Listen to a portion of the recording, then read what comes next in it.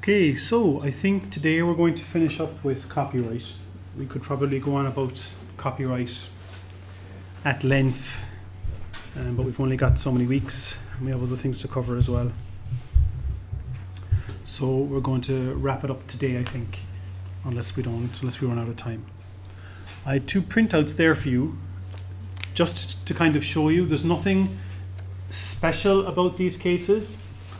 You will need to know about a number of cases, and the fact that I'm giving you copies of these isn't a big hint or anything. I just thought they were interesting. This is the Kelly v. Morris. This is a copy from the Law Times. Is it from 1866? I can't remember. And it's just interesting, so this is the report of Kelly v. Morris. So this is what we have left of Kelly v. Morris. This is all we know about what happened. The Law Times report from that case. And it's interesting just to see the kind of language that's used and the logic that's used and the way that works. I love the typography. I love the typography of old books and things. So in the past, this would have been sitting in a library somewhere, and you would have, as a lawyer, have to go to the library and find it.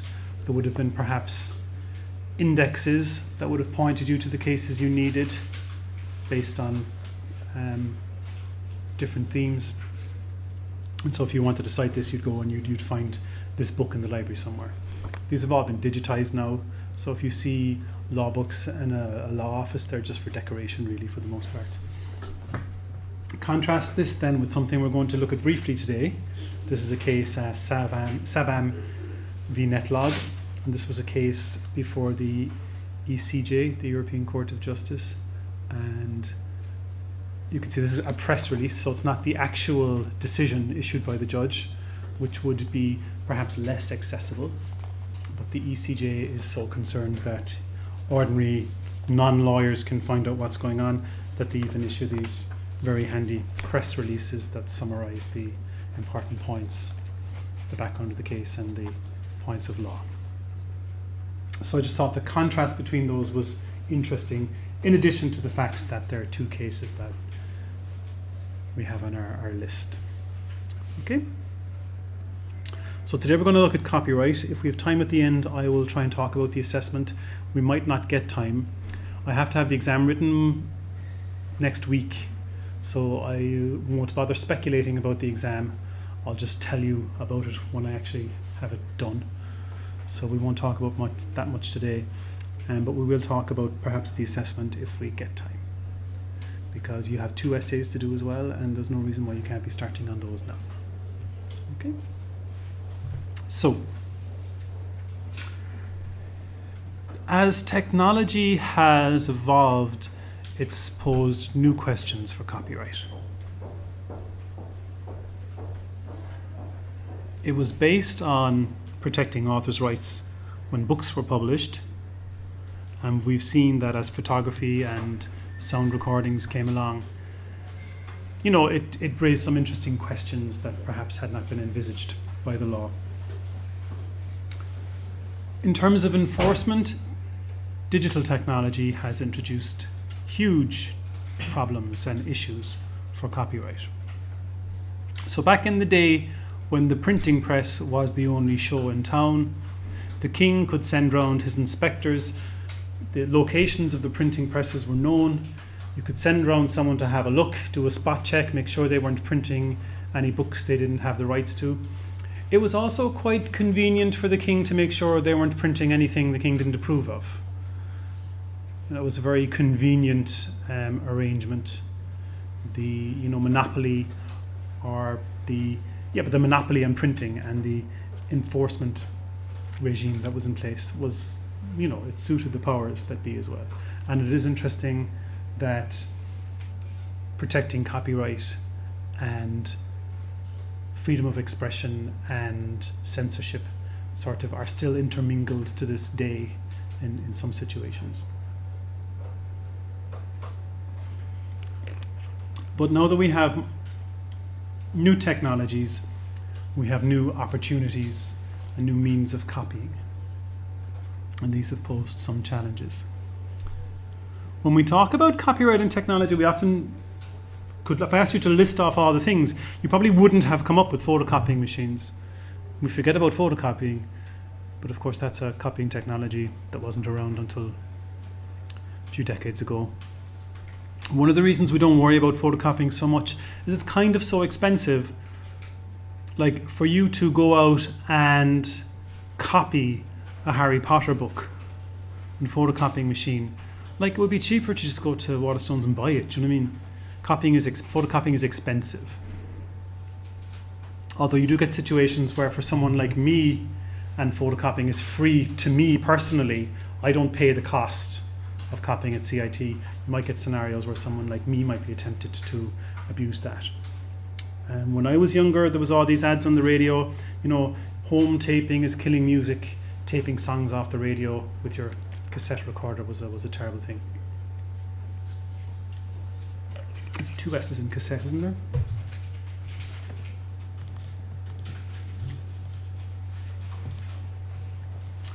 Videotapes came along and taping stuff off the telly was sort of an issue. It wasn't really that much of an issue because you were only taping stuff you had access to anyway, but it did allow for the distribution of pirated copies of movies, which was a problem. Then we had recordable CDs and recordable DVDs. The big leap really with CDs was that because they were digital technologies, you could make a perfect copy, or as good a quality copy as you wanted anyway. And that was a big deal, a major leap. And so with computers and cameras and the internet and peer-to-peer networks, these digital copies are perfect copies of the original. And that introduced a whole new level of problem. So, if you are a rights owner, how do you enforce your copyright then? That's a problem. So if someone was down on Patrick Street or on Grafton Street selling fake DVDs, I mean, they're physically there. You can, possibly catch them. You have the evidence. You have them. You can prosecute them. But with copying on the internet, it's harder. It's harder to catch people. It's harder to prosecute them. All these problems. So what approaches then have rights holders like record companies and film companies taken? And that's what we're going to look at today. The different strategies for enforcing copyright and trying to discourage it or prevent it even. One thing that came along quite early was this idea of taxing the technology or the media used for copying. So there was this notion that like every video recorder sold should have a $20 tax on it, and that tax should be used then to compensate the film companies for all the shenanigans. Or, for example, every blank tape that's sold, there should be a levy on that, and then we'll give that money to the record companies. So this took off in some countries. In Spain, for example, there was a levy on blank CDs, blank DVDs, and memory sticks, which I think was a bit bizarre. And of course, one of the problems with that is it increases the cost for everyone. So if you're going to buy a hard disk or memory sticks or DVDs to back up your photos at home, like, why should you have to pay extra for that? Because some people somewhere are using the same technology to copy? I mean, that hardly seems fair. If I'm not mistaken, in Spain as well, there was all sorts of allegations about shenanigans about where the money went anyway. But certainly anyway, such a scheme isn't ideal, but you still see it in many jurisdictions. So some countries have passed laws to do that. I think rights holders have had little success in forcing such a scheme on the public using the courts. So going to court and saying, we're insisting that this be done, hasn't really fared well. But some have lobbied legislators to pass laws to do it. But it's not terribly satisfactory. Okay. Prosecuting offenders, like I was saying earlier, is, can be done. It was easier when they were selling physical media, but prosecuting individuals downloading from the web is difficult. Poses all sorts of problems. And it's also the main problem. Certainly if you're on holidays in Spain, you can see common or garden movie piracy using pirated DVDs is common. But you don't see that in Ireland at all, really. I haven't seen it anyway, but maybe I don't go to the right places. But generally, the kind of piracy that's a problem for record companies and movie companies at the moment is internet-based piracy. So prosecuting individuals then is expensive and it's difficult. You need to identify the person. So the IP address can identify the person. We'll look at that. Do you know what an IP address is? So computers on the internet are identified by this internet protocol number. So it's like a phone number for the computer. So when computers are communicating with each other, they use this IP address. And each machine has its own one. Although you can get a new one every time you log on. So it might not be the same today as it is tomorrow. But as a general rule, you can tell what computer, where the computer that was doing something was located based on the IP address. So from an ISP's point of view, they would be able to tell the account holder that had that IP address on that day. But often the account holder isn't always aware that there was downloading going on, or what if they had a visitor in the house? It's not necessarily the account holder who was doing the downloading. So there's all these problems, and over time the record companies and the movie companies have tried to address these problems and to tackle them, and that's the main thing that we're looking at today. So prosecuting individuals is expensive. So if I've noticed that on such and such a day somebody was downloading this movie and I'm going to go prosecute them, I have to track them down and go through all the process, take them to court, all of that. That's going to cost you loads and loads of money. So it's not cost effective to catch everyone. But there's something to be said for catching a few people. It can provide a deterrent. So if there's a chance you'll get caught, you might decide not to risk it. Particularly if the cost of being caught is very high relative to the benefit. So you could download a song, or if you get caught, you could go to jail, theoretically. Now, for the cost-benefit analysis to work out, you really need to consider the probability that you'll get caught and what the penalty will be. So if there's a very, very low chance of getting caught, you might risk it. If the chance is higher, you might risk it. If the penalty is very high, you might decide not to risk it. A bit like a parking fine. You might scratch on the parking disc, give yourself an extra quarter of an hour, and if you get caught, I think the fine is as low as €40, which I think is very low actually. If the fine was like €1,000, you're probably not going to risk it for that 15 minutes. But 40, not so bad. So there's a whole cost-benefit analysis there that people probably do, but not consciously, not explicitly. But most people who download music figure the chance of them getting caught is very, very low, and the penalty if they do get caught is very low, and so it's worth their while. When I say downloading music, I mean I'm using that interchangeably with downloading movies. My understanding is people don't really download music so much anymore. They just don't bother.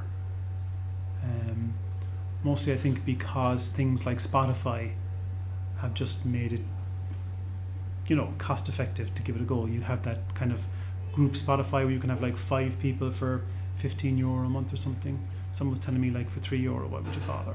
You can have whatever you want on Spotify. And also it's hassle downloading stuff. There are some risks there. So the benefits for getting music illegally compared to the costs, which isn't zero because you have the hassle, you have the time, you have the possibility of infecting your machine with viruses.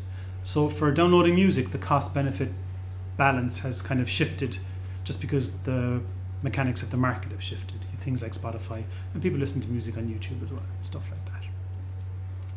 For movies, it might still be worth people's while though, depending. Movies are more expensive, and there isn't really, I suppose it's Netflix. I mean, you can watch stuff on Netflix. They say like Game of Thrones is the most pirated thing on the internet. That as soon as an episode comes out, it's uploaded and shared a lot. So anyway, if you can catch someone and throw the book at them, the cost of catching that one person, doesn't really make back the money you lost. But as a deterrent, it can have an effect. So if word gets around that the record companies are monitoring and, throwing the book at people, and Johnny down the road was fined €2,000, and if he doesn't pay it by next month, he's going to have to go to Mountjoy for a day. People might think, do I really want that song? Like, I think I might just sign up for Spotify.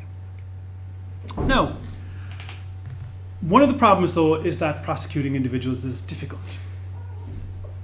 So here's an IP address. This is the IP address of this machine right now.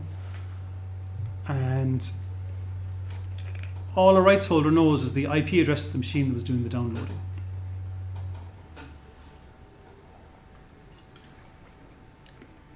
And so can the rights holder force the ISP to reveal the identity of a customer associated with an IP address?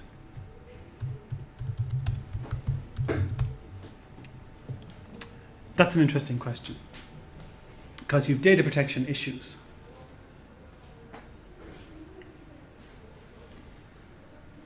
Like, the IP address is just a number, but some people would consider it personal information.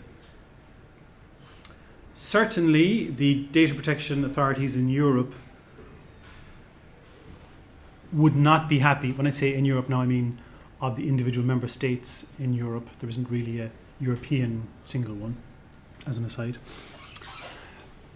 Would not be happy with ISPs handing over the name and address of Johnny Murphy, 123 Rossa Avenue. That's who that IP address belonged to on that day. That's not something that people are comfortable with. In the US, it's very different. They have different attitude to data protection and privacy. So there are some issues with that make people a bit uncomfortable. The idea that UPC would be handing over your name and address to Sony is a problem. I mean, how does the ISP know that the information they're getting from Sony is correct? I mean, if I phone up UPC and say, this guy was downloading songs and I'm the rights holder to those songs, can I have his name and address, please? I mean, what threshold of evidence or proof is required by the ISP to do that?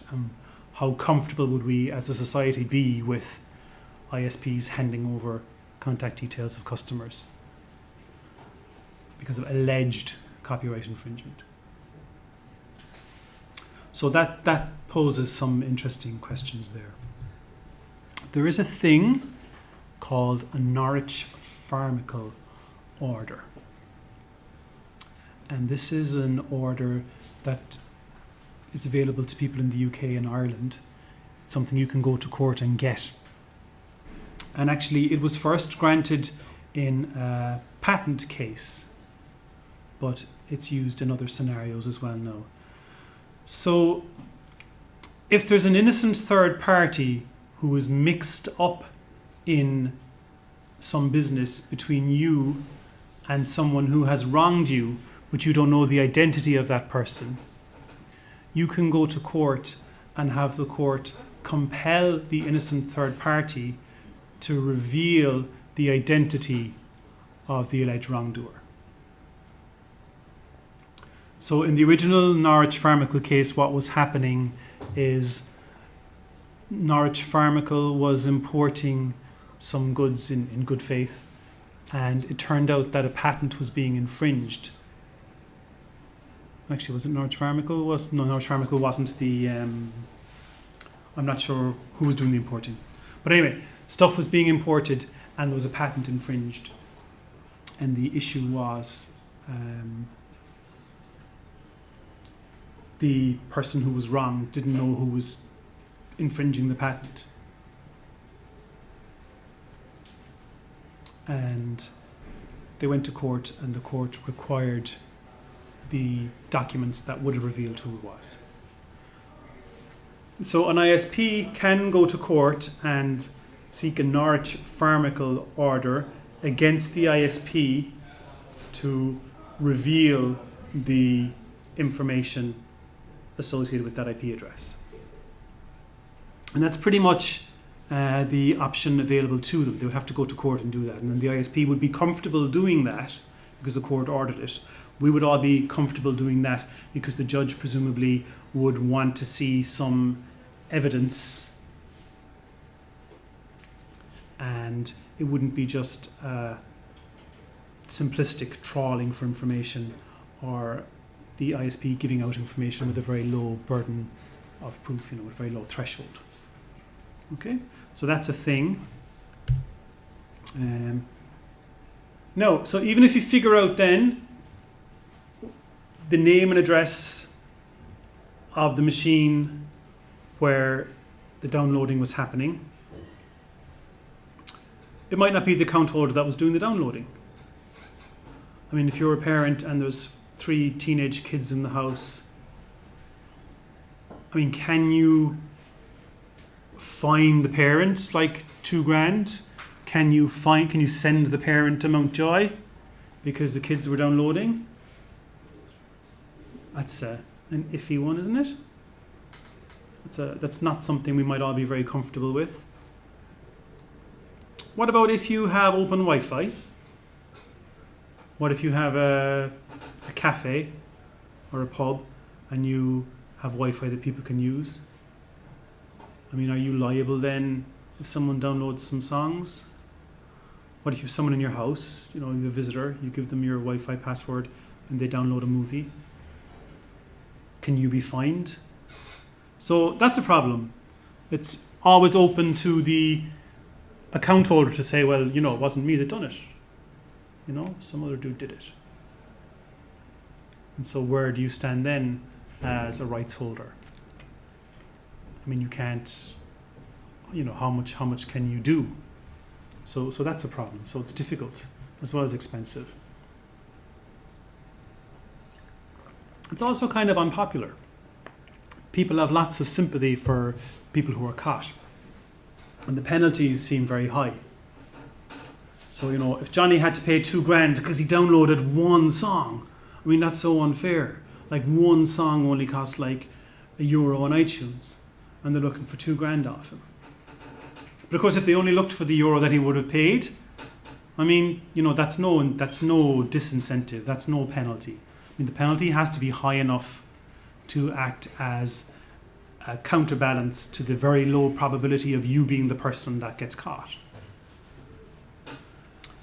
So the penalties have to be high, but that's led to a backlash then. So you see headlines, like some poor 12-year-old, She was downloading songs, and then, you know, the FBI burst in her door, and, you know, poor girl. So prosecuting individuals was expensive, difficult. There were ethical, moral, data protection, privacy issues mixed in there.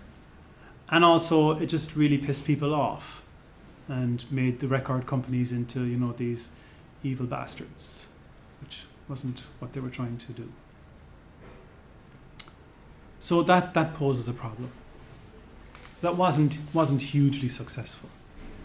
I mean, I wonder, is there anyone in Ireland at the moment being prosecuted by a record company for downloading? I'd say probably not in the whole country. So then they came up with these technical measures that would make copying difficult, you know.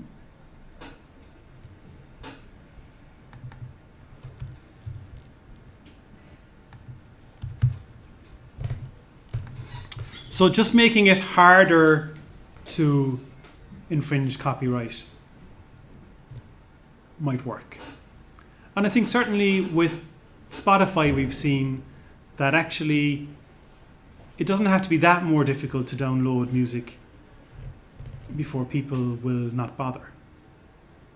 I mean, one of the problems in the early days was that there was no alternative. In many cases, well, there was the alternative of going out and buying a whole CD for, you know, 15, 20 pounds, whatever. But like nowadays, it's so much more easier to get your music legitimately that the technical barriers to getting music for free are almost seem too much hassle. So there were these plans to make copying more difficult. Now, they were never going to make it impossible, but, you know, only the very determined people then would bother. And so we had these digital rights management schemes, and the idea that these would control what you could do with copyrighted works. So they were restrictions on the hardware or on the works themselves. So have you seen a mini disc recorder? They were all the rage for a while. Sony stopped making them now. They were great for recording. If you had a band or something, they were a really great way of recording music. You know, they were very handy. They were also nice, much smaller than CDs, nice and neat. Actually, I should have brought one. I have some in my office. And they were a handy enough little technology. Like, the quality was fantastic for the time. And they don't make them anymore, but they had some digital rights management built in that prevented you from making a copy of a copy. So you could put a CD in your CD player, use a mini disc to record the CD, which was fair enough. If you tried to make a copy of the mini disc, you couldn't. The hardware was built and designed in such a way that that couldn't be done. So that was like a hardware lock. But you can also put controls on the work itself. So way back with videotapes, there were various technologies that would make it very difficult if you were recording a tape that was produced commercially. So if you connected up two video recorders, with the original movie in one and a blank tape in the other, there were these technologies that would screw that up. That didn't affect your viewing of the original, but did screw up the copying. So things like that. With digital technologies then, it's more sophisticated and involves encryption and things like that. Okay. So when the iTunes Music Store was first launched, the record companies insisted on digital rights management technology. And I don't know, most of you are probably too young to have had to deal with it, I would think. So you could download songs from iTunes one song at a time, which was huge, actually. The ability to just buy the song you were interested in instead of going and buying the whole CD, that was a major thing at the time. And it upset record companies a little bit too, because some bands, they might have 3 or 4 good songs and then the rest of the CD was kind of filler. But to get the 3 or 4 good songs, you had to buy the whole CD. You could buy singles, but actually singles never made money. They were always just a promotional tool. And sometimes you go into town to buy a single, it was, oh no, we don't have that anymore. We don't have that, but the album will be out in 2 weeks, you can get that. So to be able to buy one song at a time was actually a major shift. But another shift was this digital rights management. So you bought a song, you had logged in with your you'd logged in, given Apple your credit card and stuff, blah, blah, blah. You could download a song, and then that song would play on your computer, and you could connect up your iPod to the computer and download the song onto your iPod, and then you could play it on your iPod. And if you had 2 iPods, you could play it on both iPods. However, if you uploaded that song to the internet, or if you shared that song with someone else, it wouldn't play on their iPod. It would only play on the device that was registered to the account holder. So you couldn't share the song with anyone else. Which also meant actually you couldn't play it on any other device either. So you couldn't go and buy an MP3 player from Creative Labs, or you couldn't get an MP3 player from Aldi and play the songs you had downloaded from Apple on those devices, even though you'd paid for them. And so this made people quite cross, actually, because it was kind of locking them in to Apple devices. It was also restricting how they could use the stuff that they'd bought and paid for. And you see this also with ebooks. So some ebooks restrict what you can do with them. Some won't allow you to copy and paste. Some won't allow you to even print. Some, if you download them on one device, you can't then read them on another device. And so all these restrictions annoy people. Apple eventually persuaded the record companies to allow it to sell songs without digital rights management. It pointed out like that, you're selling CDs, there's no digital rights management on those. So like enforcing digital rights management on the downloaded songs doesn't stop piracy anyway. People can just rip a CD. So you're not gaining much from doing that. All you're doing is pissing off customers who've actually prepared to pay. And that's the big problem with DRM. It annoys people who are prepared to pay. Those are your customers, and you're actually discouraging them. So it does prevent intellectual property from stolen to some extent. Also, by preventing works from being modified, it does actually protect moral rights as well. So it does have that going for it. So if it stops, say, someone from re-editing a movie, that's a good thing. But it's mostly drawbacks, because it doesn't actually prevent copyright infringement. It inconveniences the customers. So people who are actually prepared to pay are put out by this. It can make content purchased inaccessible in the future. So I have some songs on my machine at home, and when I go to play those songs, iTunes contacts Apple and says, Apple, can this machine play this song? And Apple comes back, checks a few things and says, yes, go ahead, play that song. And that must be costing Apple money to just be maintaining that. So Apple may decide one day to just turn that off.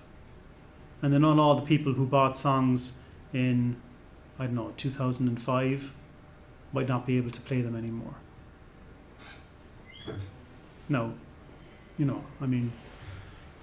maybe 10-year-old music doesn't have that much value, but I paid for those with real money. And if Apple is going to turn that off, well, I have a problem with that.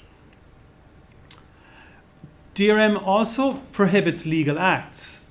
I mean, we saw, for example, that there are all these exemptions to copyright.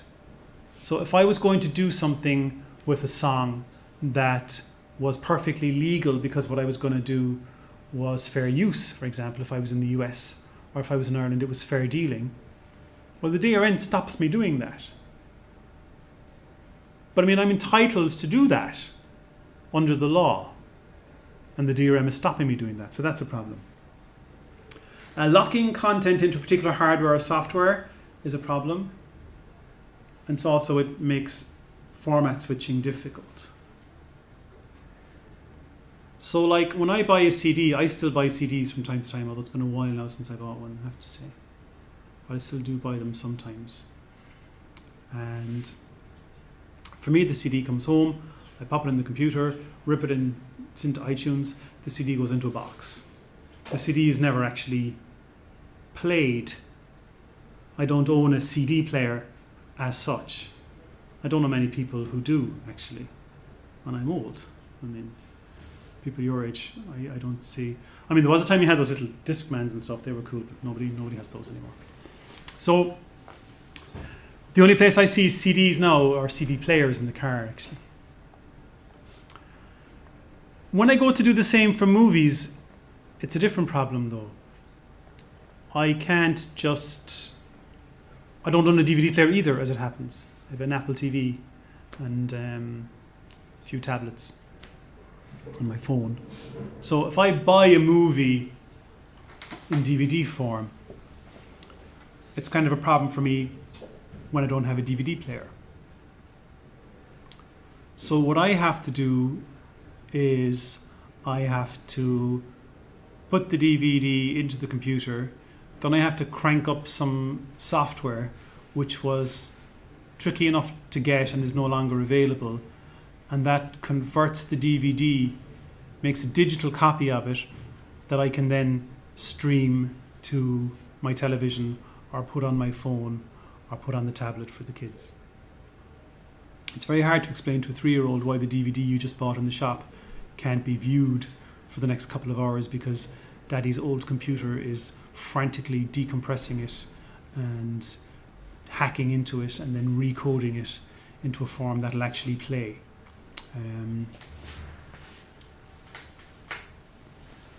But there you go. Now, it's actually putting me off buying DVDs, I have to say, because that hassle is troublesome. I have to listen to the kids moaning. And what if it doesn't work? What if I can't rip it? What if it's some new super cool format that they finally caught up with me and I can't rip DVDs anymore? How can I justify that expense? So the DRM on DVDs is now stopping me as a potential customer, certainly discouraging me from buying more DVDs. I could and have done paid Apple for movies, which will play on the Apple TV. The advantage of that is that they will play right away, so the kids don't have to wait. I don't have to listen to them moan. It's saucy enough, the prices, sometimes. But of course they won't work in the car, because the little things they have for watching in the car, I can't burn those DVDs or I can't pop those movies on a memory stick and play them in the car because the DRM doesn't allow for that. The file is useless. What happens if Apple goes bust? Or Apple decides to get out of the movie business, renting, selling movies? I mean, Apple could just decide to turn that off in 10 years' time. Where would I be then? So these are problems. And the big question is, how much infringement is it preventing anyway? I mean, none of the movies that I have bought on DVD were magically unavailable on the web for free downloading because of that technology. Region technology is also an issue too. If you buy a DVD in one place, it won't work in another. That annoys people. You know, have that in PlayStation games as well. So all these things are annoying people who would be prepared to pay, which is a big problem. You're pissing off the very people that you want to be your customers. There was two very interesting cases. So Nat, have you heard this album? It's nice enough, but she wasn't her greatest work, I have to say. Her first album was her greatest work. And I enjoyed all three of her albums, though, I have to say. But I'm probably in her demographic. So Natalie Imbruglia had this CD, White Lily's Island, and it was the first CD released in the UK with this anti-ripping technology. There were various technologies deployed. I can't speak to how effective they were because I never bought any one of them that had it. I always was on the lookout for it and avoided any CD that had it, principally because, like I said, I don't even have a CD player. And if I understand, I could be doing an injustice here to the technology, but if I understand correctly, the CD was deliberately coded with errors in the data. But normal CD players at the time, at least, I'm sure this will do, were able to correct the errors. So if you played it in a regular CD player, you didn't hear the difference. So you put it in your stereo or in your car, you're fine. But software that ripped the CDs just took the data off the CD and coded it, and so the errors weren't corrected, which meant the resulting MP3 file was crap and you couldn't listen to it. However, it also meant that some people couldn't play the song in their CD players either. So there was a huge backlash then from customers. I mean, I would have been cross because even in 2001, I was already ripping my CDs. I wasn't actually playing them on CD players. And so the record company had to backtrack and sort of give up on that. There was just too much of a backlash. Like people were taking the CDs back to the record shop where they bought them, looking for their money back. And that annoyed the record shops too, obviously. And so, I mean, pissing off your customers is never a good strategy. These are the very people who were paying for music. And also, it seems that anyone with a Mac could just rip it anyway. It worked fine on Apple machines for some reason.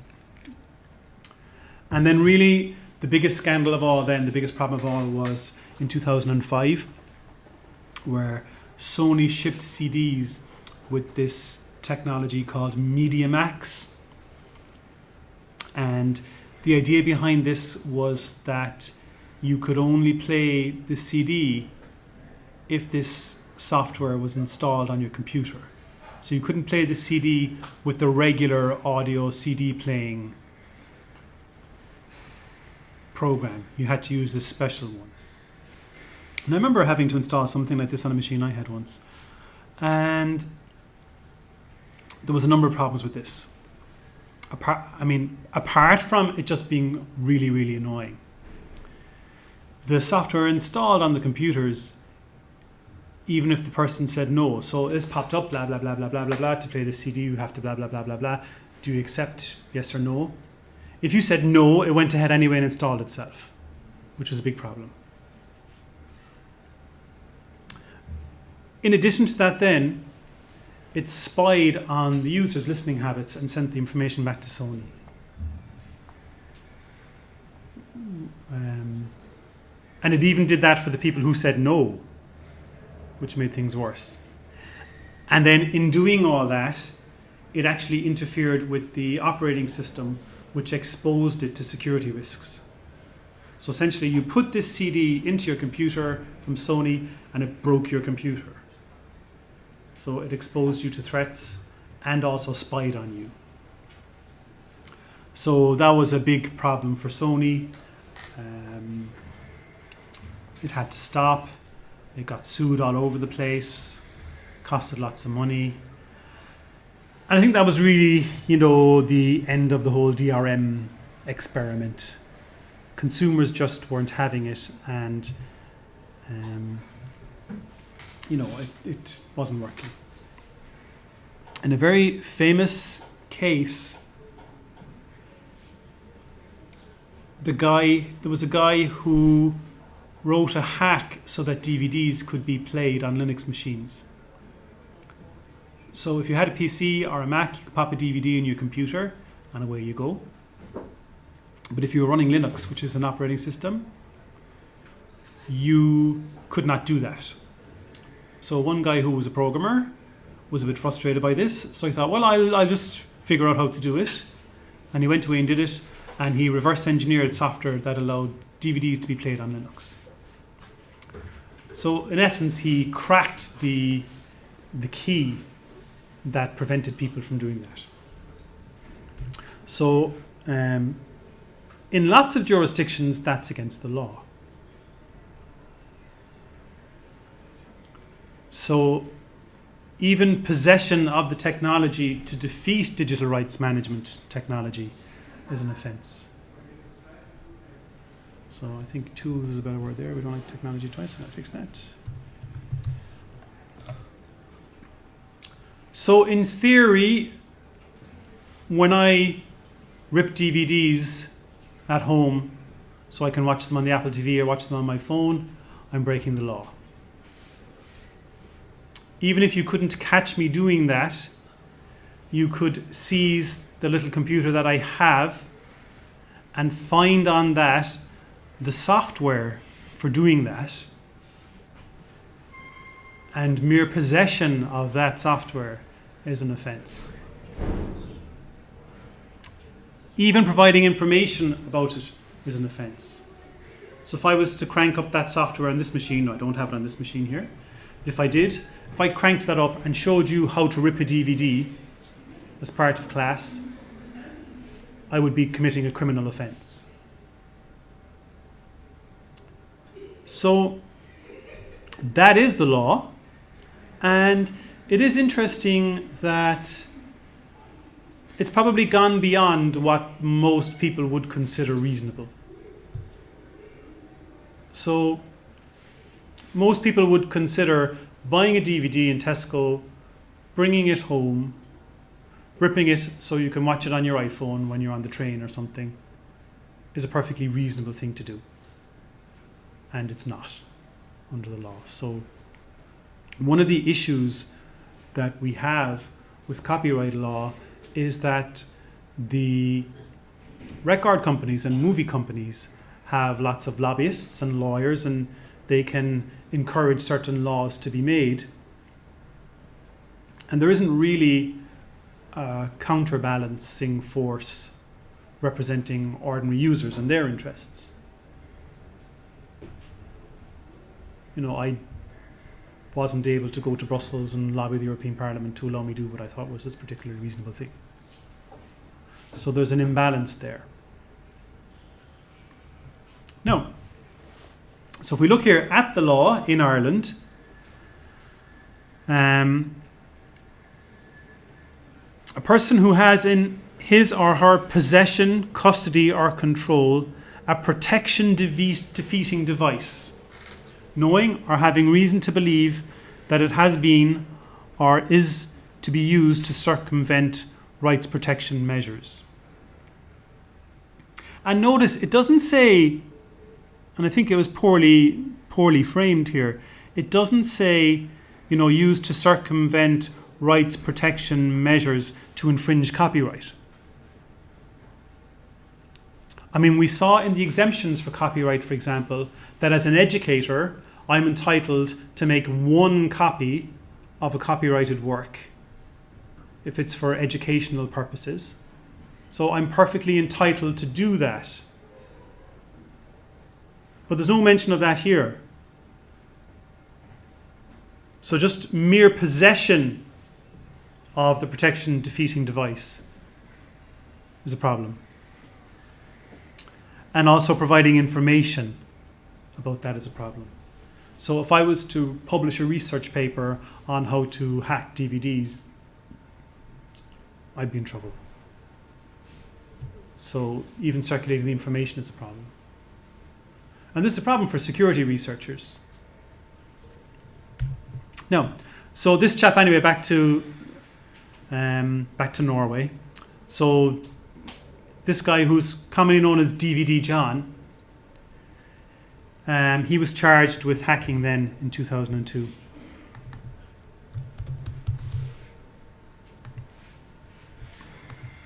And he argued that he was only accessing a DVD that he owned, and that under Norwegian law he was entitled to do that, and so he was acquitted. But had he lost, he could have gone to jail for 2 years.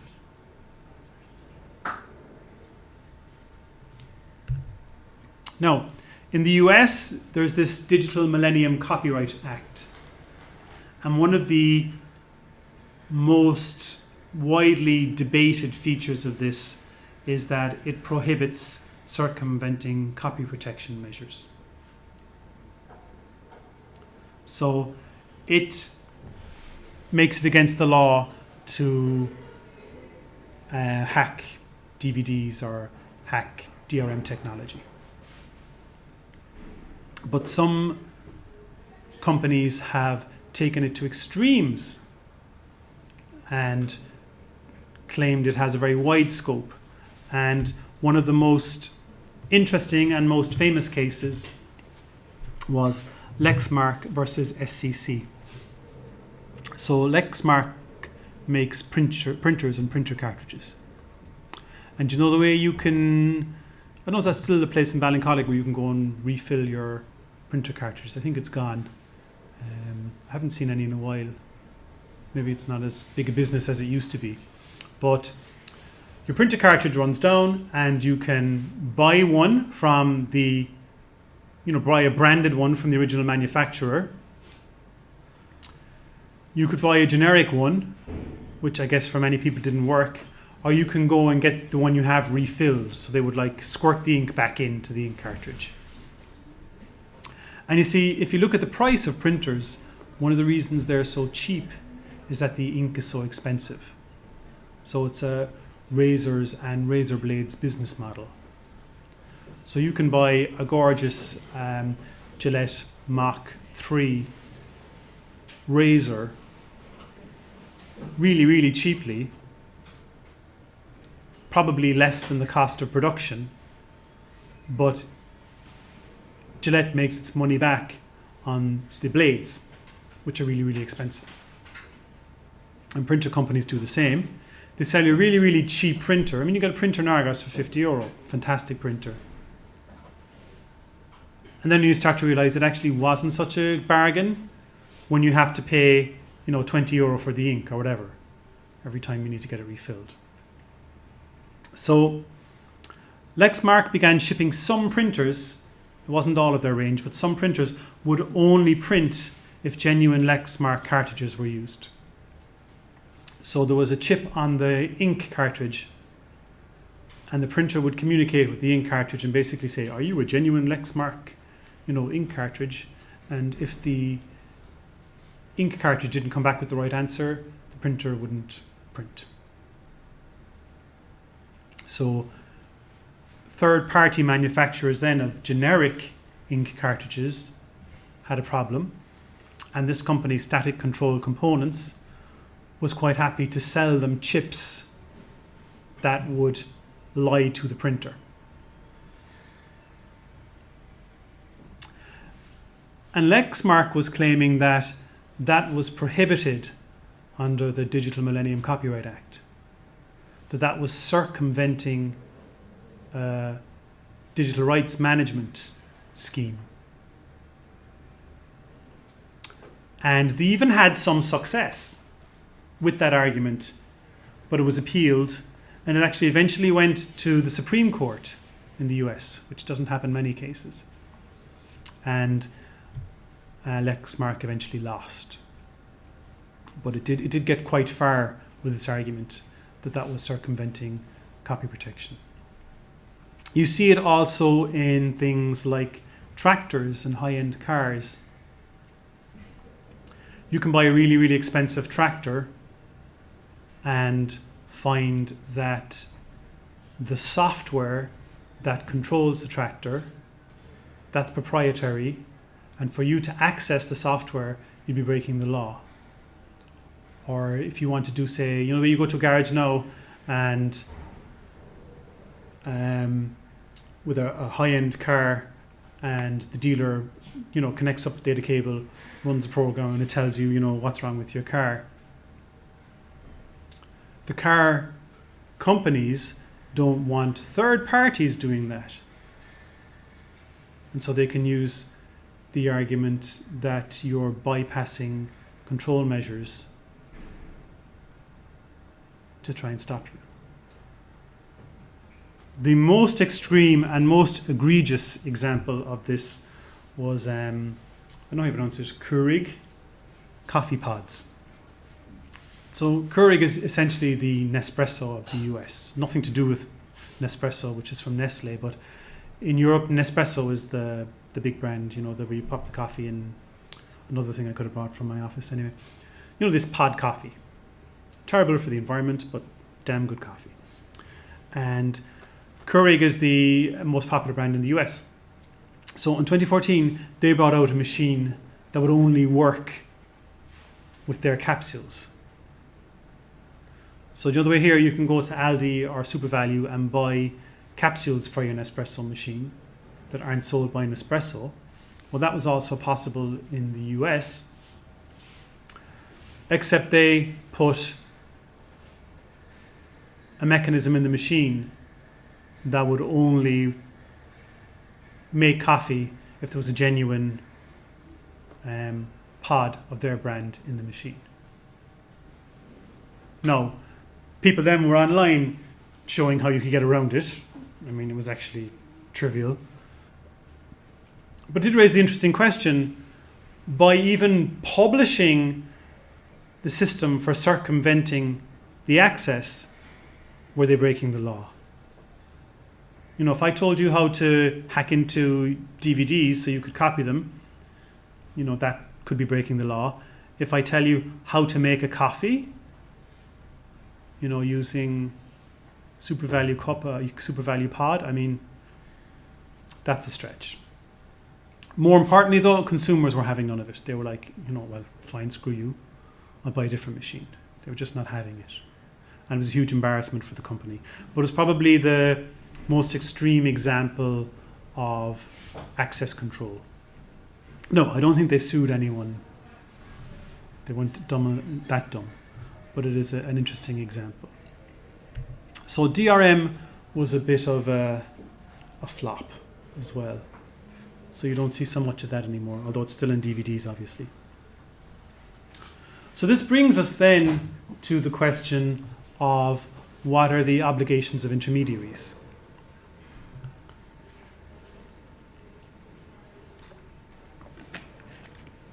So if someone is downloading stuff from a particular website, well, can you say to an ISP, look, well, can you block access to that website? Some people consider this reasonable. Other people are worried that it's kind of a form of censorship.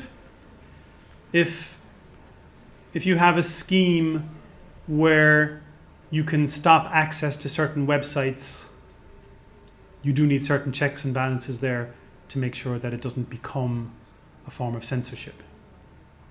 Back like when the kings could send around his goons to make sure you weren't using the printing press to copy some author's book.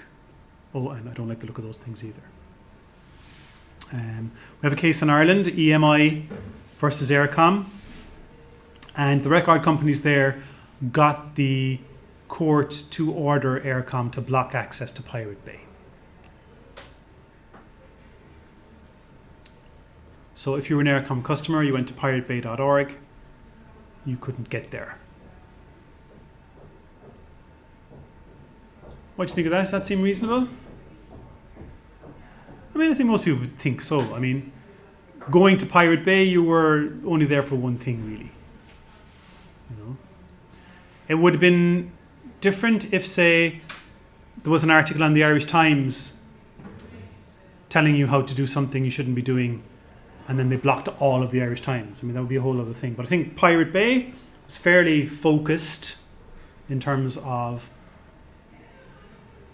it was fairly proportionate, really. Do you think it had much effect? Probably not. I mean, I'm sure people just, I'm sure there was a Pirate Bay dot something else the next day. Probably wasn't a huge success. Peer-to-peer networks then posed an especially difficult problem for copyright law, because you had something like Napster.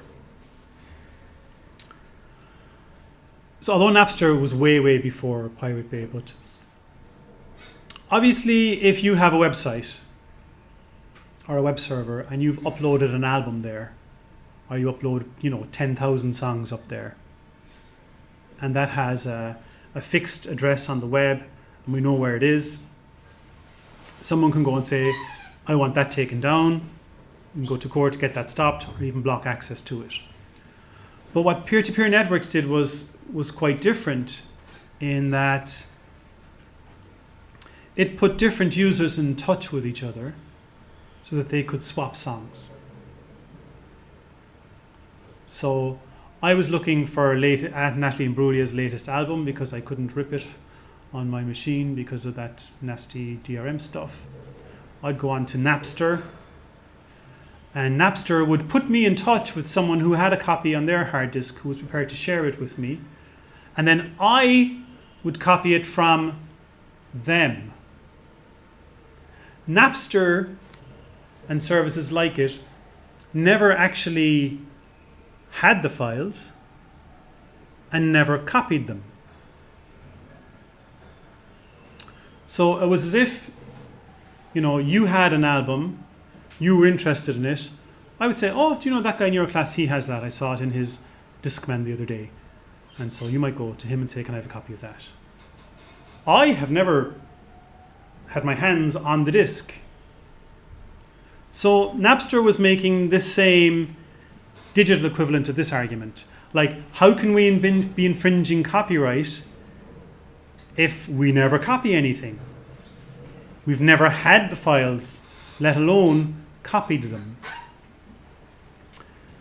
And this posed quite a challenge actually for the law, because as it was framed, as it was imagined, it was designed to stop people making copies. And if you weren't making copies, well, how could you be infringing? If other people were making copies, well, that was their business. And so the operators of peer-to-peer networks would be saying, look, if you have a problem that, Johnny copied Mike's files, well, then go talk to Johnny and Mike. It's nothing to do with us. And so that was a challenge. Now, in recent years then, the rights holders have shifted their emphasis away from prosecuting individuals and from digital rights management and getting the service providers and ISPs to stop copyright infringement.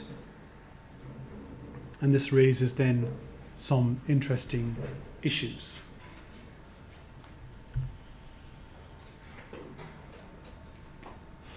So what are the service providers responsible? So like, if I upload something to YouTube and that constitutes a copyright infringement, and let's say it's a slam dunk infringement, what are YouTube's responsibilities and obligations there? What is it reasonable to expect YouTube to do? Similarly, if I'm a blogging platform like Blogger, or a social media platform like Facebook, and someone uploads something, what should we expect Blogger to do? And then for ISPs, I mean, is it reasonable of us to expect ISPs to monitor their users to see if they're up to something? Is that something that is reasonable, something we would accept? I mean, some people would say, well, ISPs are running a business, like you can't be expect them to do all that. So what I want you to do there now in the little groups you're in is have a think about what are the service providers responsible for? What are their obligations? What's it reasonable to expect them to do? Okay? And have a think about that.